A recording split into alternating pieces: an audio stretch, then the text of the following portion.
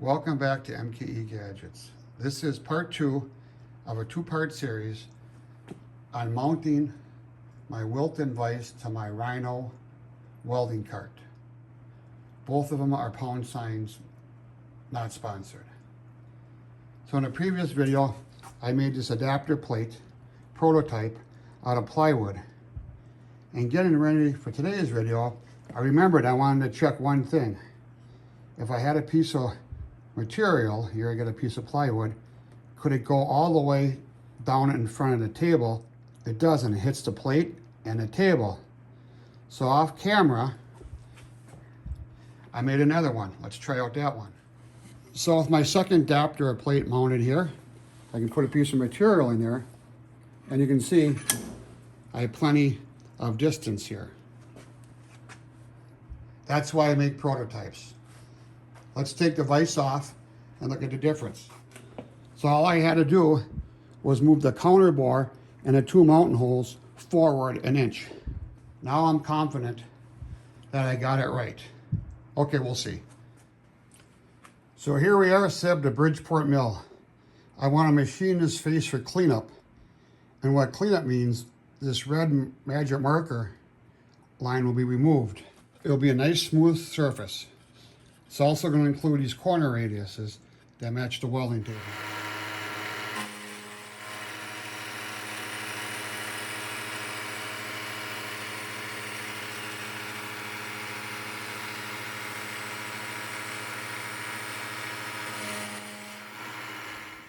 That face cleaned up really nice, and you got a beautiful radius.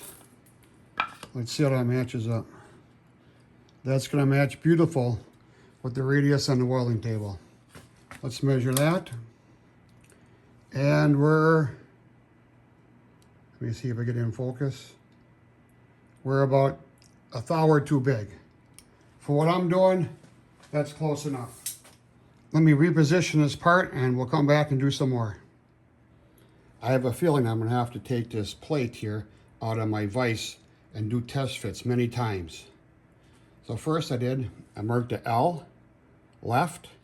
I'm gonna center drill, and ream 1/4 inch. That way, if I take this out and I wanna bring it back, I'm confident I can find the center. And all my programs going forward are programmed off the center of the part. I also have a rod here, stop, push tight. And that should get me real close. But after I take it in and out, I just wanna indicate it and get it in as close as possible. Time to make some aluminum chips.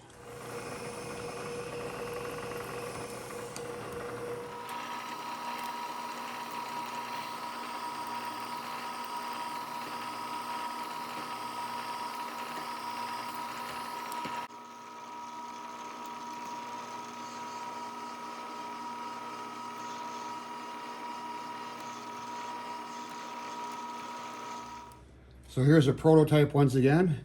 Next, I'm gonna mill out this pocket, and that's for that vise to sit in real flush.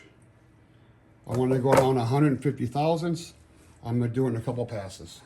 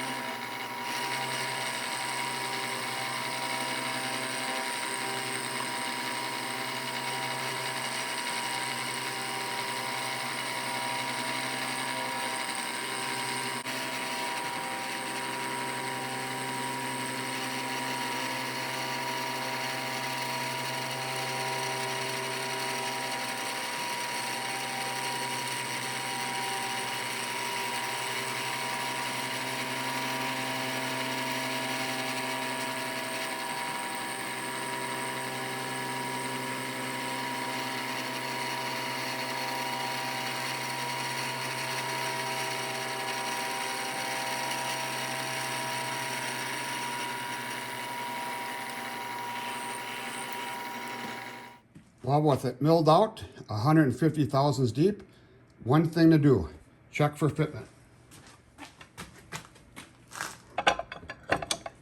And look at that. Fits perfect, nice and flush. Okay, pocket done. Next we gotta drill all these holes. So we're gonna center drill and drill 1/2 inch, all the holes 1/2 inch. We're gonna come back and drill the 5/8 holes, the proper size for a 5/8 reamer. Time to make some more aluminum chips.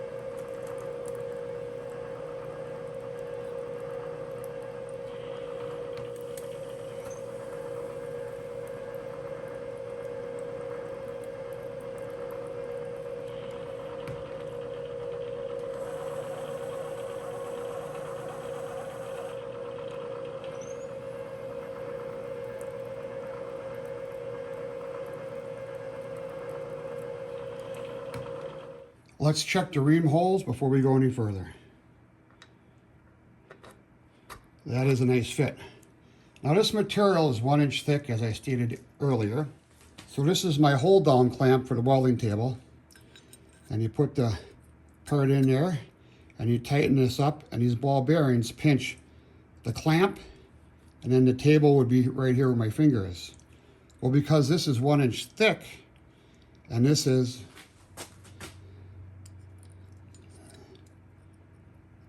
about a 1/2 inch thick, I got to put a counter bore in here big enough for the head here, and that's 865. I think someone's got to change a battery in here. But I thought, well, what happens if I go a 1 inch counter bore? I'm going to do my 1 inch counter bore 1/2 inch deep.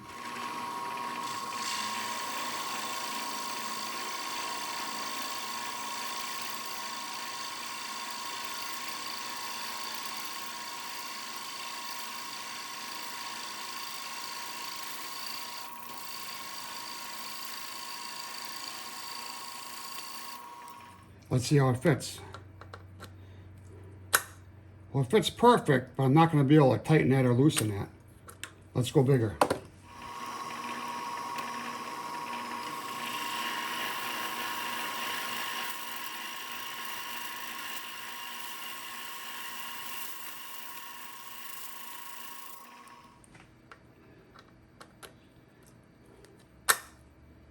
Okay, I think that's going to work.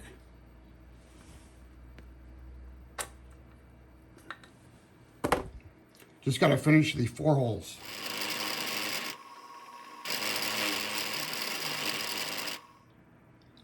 Because I made this part symmetrical, and I remember I reamed a hole here, and that's my origin for the model.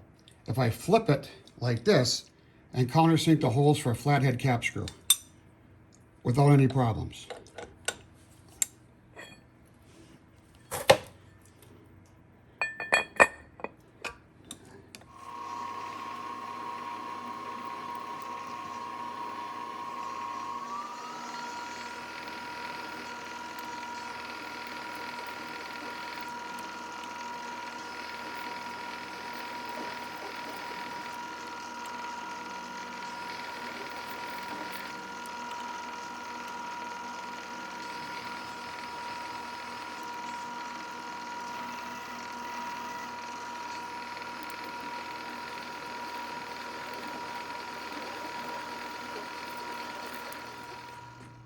So here it is, all mocked up. I just got to put the nuts on there, but I just wanted to make sure once I had clearance, and I did.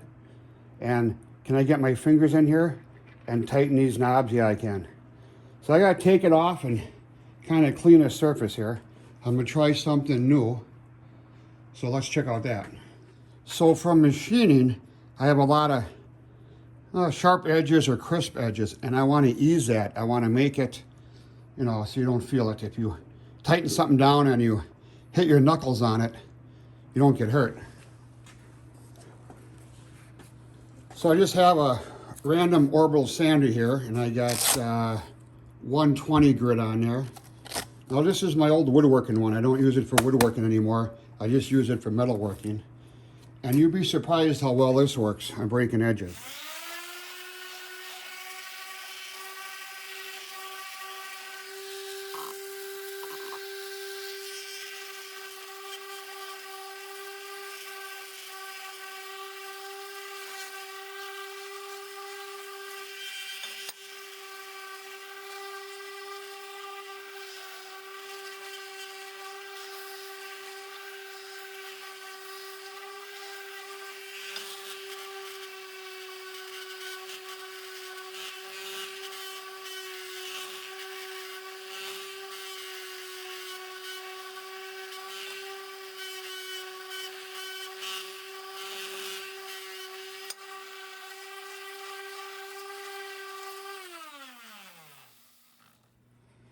So this is part 2, and in part 1, and I'll put a link down below or in the top or someplace, and you can click on that and watch that video. And I asked the question, should I engine turn this surface? And I said, put in the comments if you think I should or shouldn't.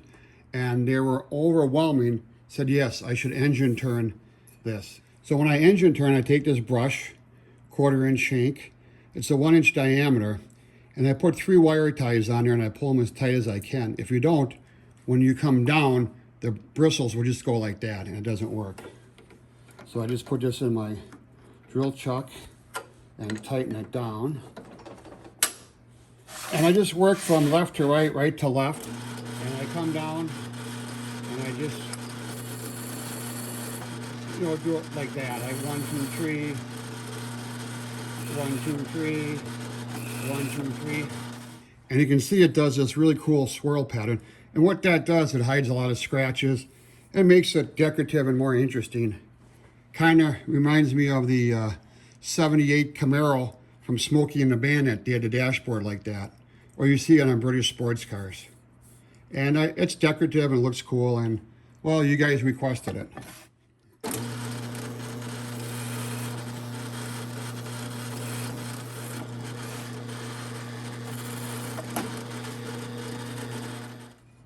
Now, doesn't it just sparkle? I like it. So this is going to hang out here on my welding table, and probably most of the time, if I do a big welding job, I'll take it off. And I oil the table so it doesn't rust. And I had this plate on and off multiple times, and it's kind of hard to remove it because the oil kind of creates a suction. So I put some little notches in here so I can lift it up with a screwdriver. So I just went off camera to the mill and I put these 4 notches just to make it easier. I didn't want to show that because this video is long enough already. So I went to pick up 2 of these. These are 1/2 inch, 13, 2 inches long, flathead cap screws. I went to my Ultra Mega Big Box store and they only sell them, cap screws that is, up to 3/8. So I had to go to my local mom and pop chain hardware store, which I like. They have great hardware. But these were $3.30 each. They really like these bolts. They're very proud of them. But what could I do? So it was almost $7 with tax, and I think the plate was just like $20. So assembly time. So it's nice and recessed.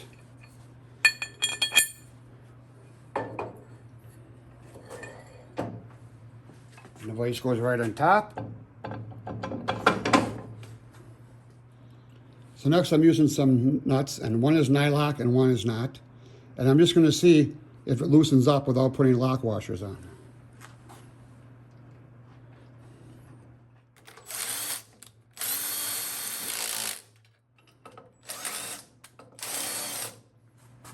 So now my lockdown pins got an Allen key slot in there.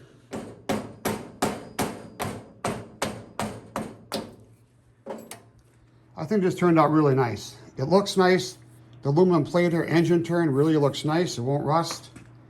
It's bolted down tight to the table. It's easy to take off if I want to use the full welding table for a larger project, or if I just want to clamp something on here and weld on it. It's all ready to go. So this is MKE Gadgets. Thank you for following along. Please support my channel by subscribing. I'm trying to get to 1 million subscribers by the end of the year. And check out my other videos. I have about 225 videos on YouTube, all different subject matters. Thanks, we'll see you tomorrow.